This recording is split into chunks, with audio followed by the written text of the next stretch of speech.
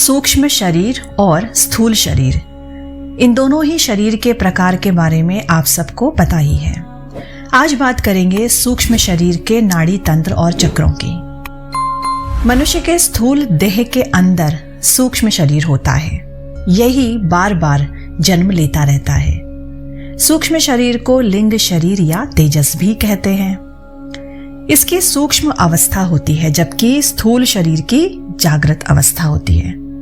सूक्ष्म शरीर में 17 तत्व होते हैं, जो हैं 5 ज्ञानेंद्रियां, 5 कर्मेंद्रियां, 5 प्राण, मन और बुद्धि। ये 17 तत्व सूक्ष्म शरीर के 3 कोशों, प्राणमय कोश, मनोमय कोश और विज्ञानमय कोश के अंडर आते हैं। सूक्ष्म शरीर का एक नाड़ी तंत्र होता है, जिसमें 72,000 नाड़ियां होती हैं। कंद के मध्य भाग में जो नाड़ी होती है वो सुषुम्ना के नाम से जानी जाती है।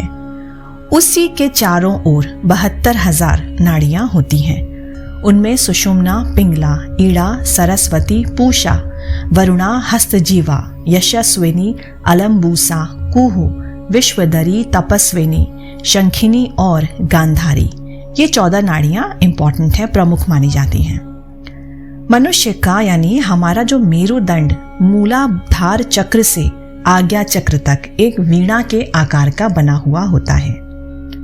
हमारे मेरुदंड के अंदर सुषुम्न नाड़ी एक पद्म सूत्र के समान अत्यंत सूक्ष्म होती है और सीधी बिल्कुल ऊपर हेड में, टॉप में सहस्रार चक्र तक जाती है। सहस्रार चक्र में परम शिव का स्थान है, ऐसा माना जाता है।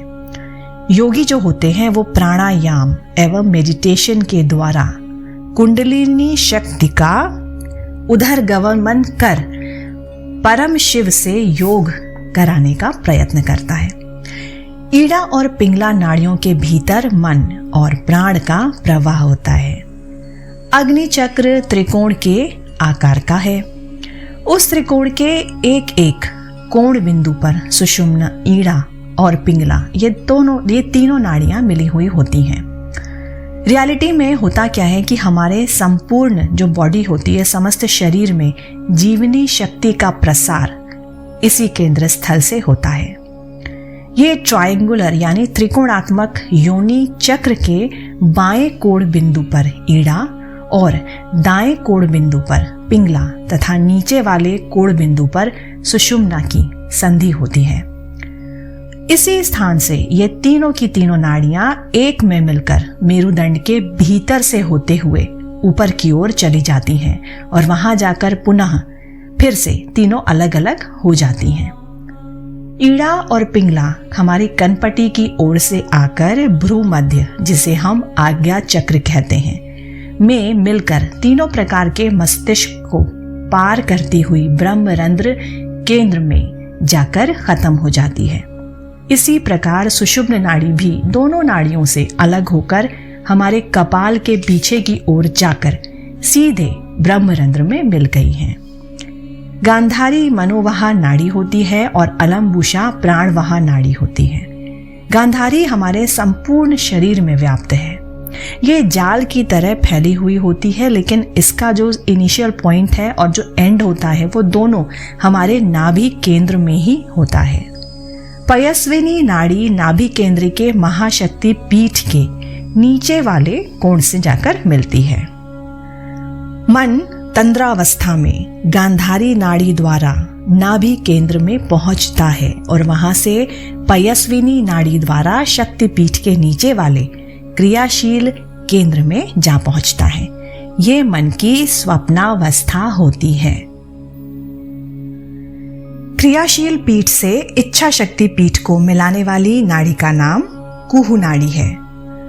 हमारा मन जब इस नाड़ी में प्रवेश कर इच्छा शक्ति पीठ के केंद्र में स्थित होता है तो उसे आत्मा की सुषुप्ति अवस्था कहते हैं और इस अवस्था में मन निष्क्रिय भाव में रहता है। इच्छा शक्ति पीठ का ज्ञान शक्ति पीठ से संबंध जोड़ने वाली नाड़ी राका है। पूषा और यशस्विनी नामक 2 नाड़ियां गुदा मूल से निकलकर बाएं और दाएं कान तक जाती हैं। कंध से पैर के अंगूठे तक कौशिकी नामक नाड़ी गई है। सरस्वती नाड़ी सुषुम्ना के पीछे से होते हुए जीभ के ऊपरी भाग तक गई है। थोड़ा शक्ति चक्र के बारे में बताती हूँ। कुंडलिनी शक्ति के उधर गमन के लिए आवश्यक है कि सुषुम्ना नाड़ी में स्थित शक्ति चक्र जो होते हैं वो भी जागृत हो जाएं। इसके लिए श्वास की चोट और ध्यान इन चक्रों पर क्रमशः मूलाधार से लेकर सहस्त्रार तक करने का अभ्यास निरंतर सतत होता रहे, ये जरूरी है। हमारे शरीर में, सूक्ष्म शरीर में शक्ति चक्र वो सेंटर्स होते हैं जहां पे प्राण शरीर स्थूल शरीर के साथ संयुक्त होता है, जिसके फलस्वरूप हमारे स्थूल शरीर को ऊर्जा मिलती है। एकमात्र ध्यान यानी मेडिटेशन ही ऐसा रास्ता है, ऐसा साधन है जिसके द्वारा हम अपने भीतर प्रवेश करते हैं और सातों चक्रों का अनुभव प्राप्त कर सकते हैं। सामान्यतः हर इंसान का कोई ना कोई चक्र जो होता है शरीर के 7 चक्रों में, वो कोई ना कोई एक एक्टिव जरूर रहता है। ये चक्र हमारे पर्सनालिटी के परिचायक होते हैं। यदि हमें स्वयं ये मालूम हो जाए कि हमारा कौन सा चक्र साधारण रूप से सक्रिय है, तो हमें अपने वास्तविक स्वरूप को और अपने आंतरिक व्यक्तित्व को जानने समझने में आसानी होगी। साधना मार्ग में हम कहाँ हैं ये हमें मालूम हो जाएगा। आज मैं आपसे 3 चक्रों के बारे में बात करूंगी। सबसे पहले मूलाधार चक्र। इस चक्र की स्थिति जो होती है, पोजीशन, वो हमारे रीढ़ की हड्डी के सबसे नीचे के भाग में गुदा और लिंग के मध्य में होती है। इसका जो यंत्र होता है वो चतुष्कोण होता है और पीले रंग का होता है। ये पृथ्वी तत्व का द्योतक है। इस चक्र से 4 नाड़ियां निकलती हैं जिन्हें कमलदत्त कहते हैं। इन दलों का रंग जो होता है वो लाल है और प्रत्येक संस्कृत के एक अक्षर की ध्वनि को प्रदर्शित करता है और वे अक्षर हैं वम, शम, शम और सम। यंत्र के बीच में लाल वर्ण की एक आभा होती है। आभा वाला काम बीज होता है। यहाँ कुंडलिनी शक्ति का निवास स्थान होता है। कुंडलिनी, काम बीज और सुषुम्ना मिलकर ही देवी त्रिपुर भैरवी नाम से जानी जाती हैं। इसी योनि स्थान पर स्वयंभू लिंग है। सुषुम्ना और कुंडलिनी शक्ति के बीच ब्रह्म ग्रंथि है जिसे कुंडलिनी शक्ति को भेदना होता है। जी हाँ, ल या लम इस चक्र का बीज अक्षर है और देवता ब्रह्मा एवं शक्ति डाकिनी है। मूलाधार चक्र की 2 संभावनाएं होती हैं। पहला काम वासना और दूसरा ब्रह्मचर्य की, जो कि एक दूसरे का रिवर्स है। पहली वाली जो है यानी काम वासना वो है प्रकृति प्रदत्त और जो दूसरी है वो है साधना प्रदत्त। काम वासना क्योंकि प्राकृतिक है, लेकिन जब मूलाधार चक्र का भेदन हो जाता है तो उस अवस्था में काम वासना तिरोहित हो जाती है और उसी के स्थान पर फलित होता है ब्रह्मचर्य। वास्तव में काम वासना का रूपांतरण ही है ब्रह्मचर्य। दूसरे चक्र की बात करेंगे, स्वाधिष्ठान चक्र। हम मनुष्यों का दूसरा शरीर भाव शरीर है और उसका बीज स्थान है स्वाधिष्ठान चक्र।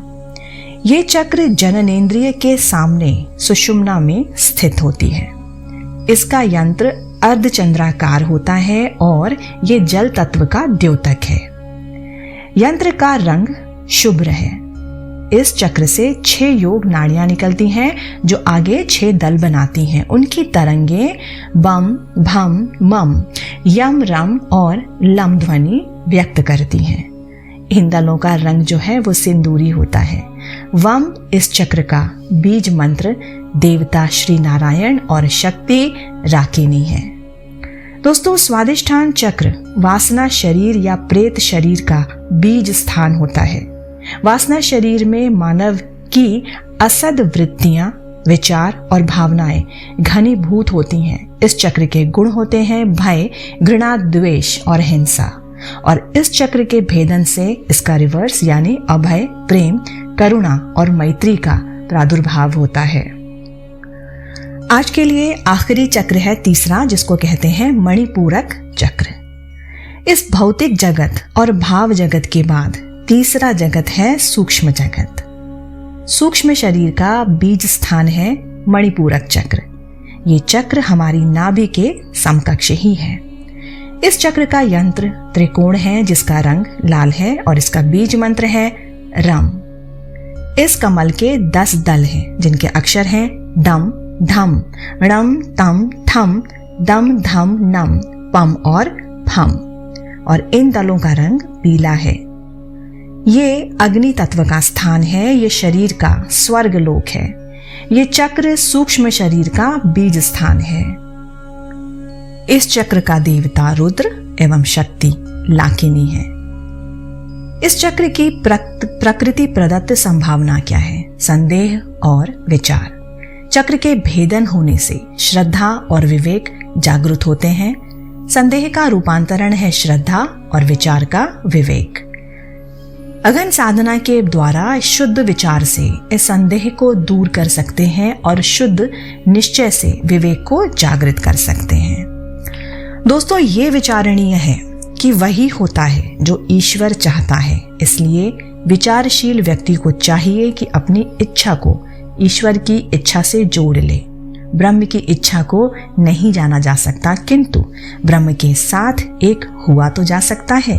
अहंकार और कर्तापन के भाव को त्यागा तो जा सकता है। अपने आगे की वीडियो में बाकी के मैं 4 चक्रों की बात करूंगी। बहुत जल्दी मिलती हूं अपने अगले एवी में। Till then bye bye and नमस्कार।